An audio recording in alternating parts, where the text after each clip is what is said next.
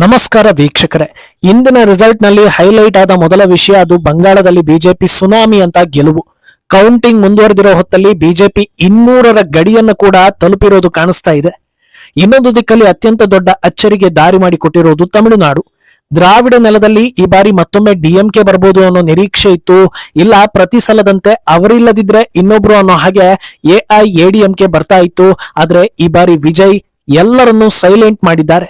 4-5 ದಶಕಗಳ ಬಳಿಕ ತಮಿಳುನಾಡಿನಲ್ಲಿ ಹೊಸ ಪಕ್ಷವೊಂದು ಅಧಿಕಾರಕ್ಕೆ ಬರ್ತಾ ಇದೆ. ಆದರೆ ಸಂಪೂರ್ಣ ಬಹುಮತ ಇಲ್ಲದೆ ಗೆಲುವಿನ ಅಂಚಿನಲ್ಲಿರೋ ವಿಜಯರನ್ನ ಕ್ಯಾಚ್ ಹಾಕೋದಕ್ಕೆ ಕಾಂಗ್ರೆಸ್ ಓಡೋಡಿ ಬರ್ತಾ ಇದೆ. ಚಿಕ್ಕ ಪುಟ್ಟ ಪಕ್ಷಗಳು ಕೂಡ ಮೈತ್ರಿಗೆ ಮುಂದಾಗಿವೆ. ವಿಜಯ್ ಸಿಎಂ ಆಗೋದು ಪಕ್ಕ ಆಗಿದೆ. ಇದೆಲ್ಲವನ್ನ ಒನ್ ಬೈ ಒನ್ ವಿವರಿಸ್ತಾ ಹೋಗ್ತೀವಿ. ಈ ವಿಡಿಯೋವನ್ನ ತಪ್ಪದೆ ಕೊನೆ ತನಕ ನೋಡಿ. ಅದಕ್ಕೂ ಮುನ್ನ ಮೀಡಿಯಾ ಮಾನ್ಸ್ಟರ್ ಚಾನಲ್ ಅನ್ನ ತಪ್ಪದೆ ಸಬ್ಸ್ಕ್ರೈಬ್ ಮಾಡಿ. ಎಸ್, ತಮಿಳುನಾಡನ್ನ ಅರ್ಥ ಮಾಡ್ಕೊಳ್ಳೋದೇ ಕಷ್ಟ ಅನ್ನೋದು ಇನ್ನೊಂದು ಸಲ ಸಾಬೀತಾಗಿದೆ. ಯಾಕಂದ್ರೆ ಈ ಬಾರಿ ಅಲ್ಲಿಯ ರಿಸಲ್ಟ್ ಬಗ್ಗೆ ತುಂಬಾ ಜನರ ನಿರೀಕ್ಷೆ ಇದ್ದಿದ್ದು ಪಳನಿಸ್ವಾಮಿ ಅಂಡ್ ಟೀಮ್ ದೊಡ್ಡ ಮಟ್ಟದಲ್ಲಿ ಅಧಿಕಾರಕ್ಕೆ ಬರಬಹುದು. ಯಾಕಂದ್ರೆ ಸ್ಟಾಲಿನ್ ಹಾಗೂ ಡಿಎಂಕೆ ವಿರುದ್ಧ ಸಾಕಷ್ಟು ಅಸಮಾಧಾನ, ಆಡಳಿತ ವಿರೋಧಿ ಅಲೆ ಇರೋದ್ರಿಂದ ಜನರು ಈ ಬಾರಿ ಇನ್ನೊಂದು ದಿಕ್ಕಿಗೆ ಶಿಫ್ಟ್ ಆಗ್ಬೋದು ಅನ್ನೋ ನಿರೀಕ್ಷೆ ಇತ್ತು. ಇನ್ನು ಕೆಲವರು ಯಾವ ಆಡಳಿತ ವಿರೋಧಿ ಅಲೆಯೂ ಇಲ್ಲ, ಸ್ಟಾಲಿನ್ ಗೆಲ್ತಾರೆ, ಡಿಎಂಕೆ ದೊಡ್ಡ ಮಟ್ಟದಲ್ಲಿ ಗೆದ್ದು ಇತಿಹಾಸದಲ್ಲೇ ಮೊದಲ ಬಾರಿಗೆ ಸತತ 2ನೇ ಬಾರಿ ಅಧಿಕಾರ ಹಿಡಿಯುತ್ತೆ ಅಂತ ಅನ್ಕೊಂಡಿದ್ರು. ನಟ ವಿಜಯ್ ಬೆಂಬಲಿಗರನ್ನ ಬಿಟ್ಟು ಬೇರೆ ಯಾರು ಕೂಡ ಟಿವಿಕೆ 20 ಸೀಟ್ ದಾಟುತ್ತೆ ಅನ್ನೋದನ್ನ ಅಂದುಕೊಂಡಿರ್ಲಿಲ್ಲ. ಆದ್ರೆ ವಿಜಯ್ ಪಕ್ಷ ಗೆಲುವಿನ ಸಮೀಪಕ್ಕೆ ಬಂದು ನಿಂತು ಎಲ್ಲರಿಗೂ ಶಾಕ್ ಕೊಟ್ಟಿದೆ. ಕೌಂಟಿಂಗ್ ಟ್ಯಾಲಿ ಓಪನ್ ಆಗ್ತಾ ಇದ್ದ ಹಾಗೆ ಡಿಎಂಕೆ ಅಕೌಂಟ್ ಬೇಗ ಓಪನ್ ಆಗಿತ್ತು. ಡಿಎಂಕೆ 8-10ರಲ್ಲಿದ್ದಾಗ ಎಐಎಡಿಎಂಕೆ 3ರಿಂದ 4 ಹಾಗೂ ಟಿವಿಕೆ 0 ಇತ್ತು. ಆಮೇಲೆ ಸಮಯ ಕಳೀತಾ ಇದ್ದಂತೆ ಟಿವಿಕೆ ನಂಬರ್ಗಳು ಯಾವ ಲೆವೆಲ್ಗೆ ಏರಿಕೆ ಆಗ್ತಾ ಹೋಯ್ತು ಅಂತ ನೋಡಿದ್ರೆ ಒಂದು ಸಲ ಇಡೀ ರಾಷ್ಟ್ರೀಯ ಮಾಧ್ಯಮಗಳೇ ದಂಗಾಗಿ ಹೋಗಿದ್ವು. ತಮಿಳುನಾಡಿನ ಹಳೆಯ 2 ಪಕ್ಷಗಳು 50ರ ಆಸುಪಾಸಲ್ಲಿ ಏರಿಳಿತವನ್ನ ಕಾಣ್ತಾ ಇದ್ರೆ ಟಿವಿಕೆ ಸೆಂಚುರಿ ಬಾರಿಸಿ ಮುಂದಕ್ಕೆ ಹೋಗಿತ್ತು. ಒಂದು ಸಲ 100 ಕ್ರಾಸ್ ಆಗಿದ್ದೆ ತಡ ಮತ್ತೆ ಟಿವಿಕೆ ನಂಬರ್ ಕೆಳಗೆ ಇಳಿಯಲೇ ಇಲ್ಲ. 102, 106, 109 ಹೀಗೆ ಅಲ್ಲೇ ಏರಿಳಿತವನ್ನ ಕಾಣ್ತಾ ಇತ್ತು. ತಮಿಳುನಾಡಿನಲ್ಲಿ ಸರ್ಕಾರ ರಚಿಸೋದಕ್ಕೆ ಬೇಕಾಗಿರೋದು 118 ಸೀಟ್ಗಳು. ಆ ಲೆಕ್ಕದಲ್ಲಿ ವಿಜಯ್ ಬಹಳ ಹತ್ತಿರಕ್ಕೆ ಬಂದು ನಿಂತಿದ್ದಾರೆ. ಬೇರೆಳೆಣಿಕೆ ಸೀಟ್ಗಳು ಬೇಕು ಅನ್ನೋದು ಕನ್ಫರ್ಮ್ ಆಗ್ತಾ ಇದ್ದಂತೆ ರಾಜಕೀಯ ಚಟುವಟಿಕೆಗಳು ಗರಿಗೆದರಿವೆ. ಡಿಎಂಕೆ ಜೊತೆಗೆ ದಶಕಗಳಿಂದ ಅಂಟಿಕೊಂಡಿದ್ದ ಕಾಂಗ್ರೆಸ್ ವಿಜಯ್ ಜೊತೆ ಸೇರೋದಕ್ಕೆ ತುದಿಗಾಲಲ್ಲಿ ನಿಂತಿದೆ. ಈ ಕುರಿತಂತೆ ಮೊದಲು ಅಪ್ಡೇಟ್ ಕೊಡೋದು ವಿಜಯ್ ತಂದೆ ಪ್ರೊಡ್ಯೂಸರ್ ಎಸ್ ಎ ಚಂದ್ರಶೇಖರ್. ಇಂಥ ಸಾಧನೆ ಎಲ್ಲರಿಂದಲೂ ಸಾಧ್ಯವಿಲ್ಲ, ಕೇವಲ ವಿಜಯ್ನಿಂದ ಮಾತ್ರ ಸಾಧ್ಯ. ವಿಜಯ್ ಪಾಪ್ಯುಲಾರಿಟಿಯಿಂದಲೇ ಇಷ್ಟು ಸೀಟ್ ಬಂದಿರೋದು ಅಂತ ಹೇಳ್ತಾರೆ. ಅವರ ಮಾತು 100ಕ್ಕೆ 100 ನಿಜವೇ.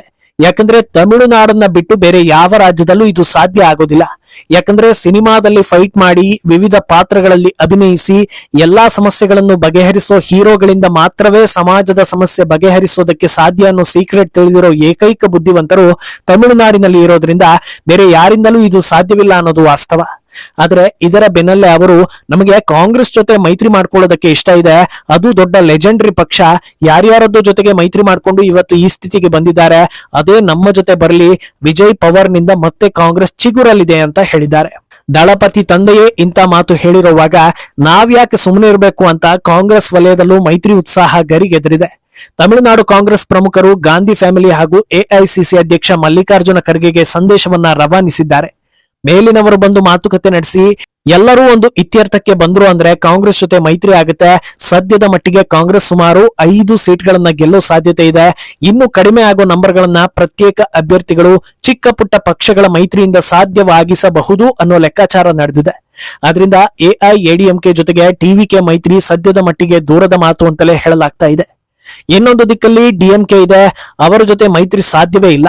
ಆದ್ರೆ ಚುನಾವಣೆಗೂ ಮುನ್ನ ಡಿಎಂಕೆ ಜೊತೆ ಮೈತ್ರಿ ಮಾಡ್ಕೊಂಡಿದ್ದ ಒಂದಷ್ಟು ಪಕ್ಷಗಳು ಟಿವಿಕೆ ಕಡೆ ಜಂಪ್ ಹೊಡೆಯೋ ಸಾಧ್ಯತೆ ಇದೆ.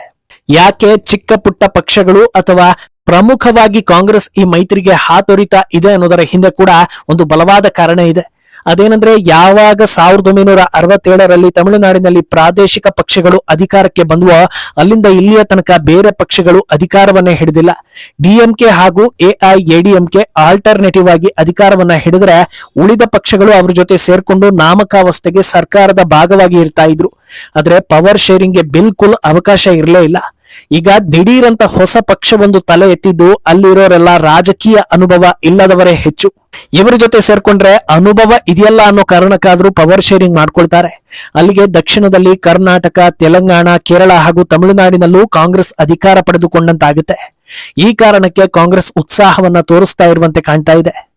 ಇಂಥ ಸಂದರ್ಭದಲ್ಲಿ ತಮ್ಮ ಎಂಎಲ್ಎಗಳನ್ನ ಉಳಿಸಿಕೊಳ್ಳೋದು ಅತ್ಯಂತ ಪ್ರಮುಖ ಕೆಲಸ ಅನ್ನೋದನ್ನ ಅರ್ಥ ಮಾಡ್ಕೊಂಡಿರೋ ವಿಜಯ್ ರೆಸಾರ್ಟ್ ರಾಜಕೀಯಕ್ಕೂ ಮುಂದಾಗಿದ್ದಾರೆ. ನಿನ್ನೆಯೇ ಗೆದ್ದ ಎಂಎಲ್ಎಗಳು ಇಂಥ ಜಾಗಕ್ಕೆ ಬರಬೇಕು ಅನ್ನೋದನ್ನ ಹೇಳಿದ್ರು, ಇಂದು ಅದನ್ನ ಕಾರ್ಯರೂಪಕ್ಕೆ ತರ್ತಾ ಇದ್ದಾರೆ.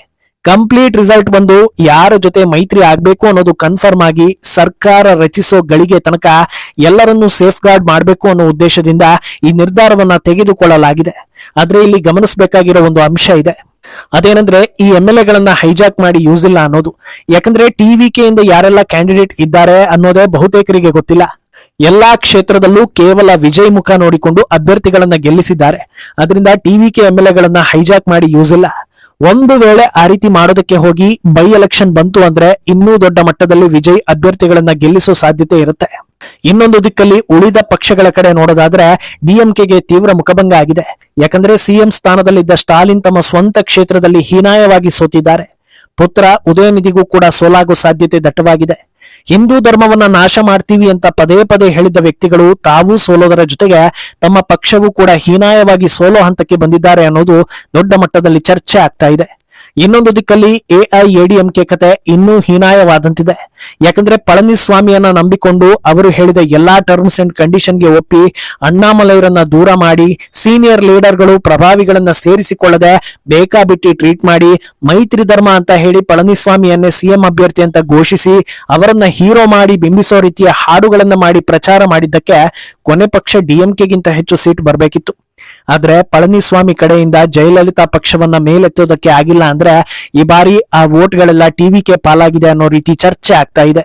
ಆಡಳಿತ ವಿರೋಧಿ ಅಲೆ ಎದುರಿಸ್ತಾ ಇದ್ದ ಡಿಎಂಕೆಯಿಂದ 60% ಹಾಗೂ ಎಐಎಡಿಎಂಕೆಯಿಂದ 80% ವೋಟ್ಗಳು ವಿಜಯ್ ಪಕ್ಷದ ಪಾಲಾಗಿದ್ದು ಹೊಸ ಆಲ್ಟರ್ನೇಟಿವ್ ರಾಜಕೀಯ ಶಕ್ತಿಯಾಗಿದೆ ಅನ್ನೋ ಚರ್ಚೆ ನಡೀತಾ ಇದೆ. ವಿಜಯ್ ಪಾಪ್ಯುಲಾರಿಟಿಯಿಂದ ಮೊದಲ ಬಾರಿಯೇ ನೇರವಾಗಿ ಅಧಿಕಾರ ಹಿಡಿಯೋ ರೇಂಜ್ಗೆ ಬಂದಿದೆ. ಆದ್ರೆ ಅದನ್ನ ಉಳಿಸ್ಕೊಂಡು ಹೋಗೋದ್ರಲ್ಲಿ ವಿಜಯ್ ಎಷ್ಟರ ಮಟ್ಟಿಗೆ ಯಶಸ್ವಿ ಆಗ್ತಾರೋ ಗೊತ್ತಿಲ್ಲ. ಒಂದು ವೇಳೆ ಯಶಸ್ವಿ ಆದ್ರು ಅಂದ್ರೆ ಮೊದಲ ಅಪಾಯ ಕಾದಿರೋದೇ ಎಐಎಡಿಎಂಕೆಗೆ. ಯಾಕಂದ್ರೆ ದಶಕಗಳಿಂದ ರಾಜಕೀಯದಲ್ಲಿರೋ ಡಿಎಂಕೆ ಕೈಯಲ್ಲಿ ಹಣ ಇದೆ, 10 ಚಾನೆಲ್ಗಳಿವೆ, ಪ್ರೊಡಕ್ಷನ್ ಕಂಪನಿ ಇದೆ, ಬೇರೆ ಬೇರೆ ಬಿಸ್ನೆಸ್ ಇದೆ, ಕರುಣಾನಿಧಿ ಕುಟುಂಬ ಅನ್ನೋ ಒಂದು ಭದ್ರ ಬುನಾದಿ ಇದೆ. ಈ ಬಾರಿ ಅಲ್ಲದೆ ಇದ್ರೆ ಮುಂದಿನ ಬಾರಿ ಅಧಿಕಾರವನ್ನ ಹಿಡಿತಾರೆ.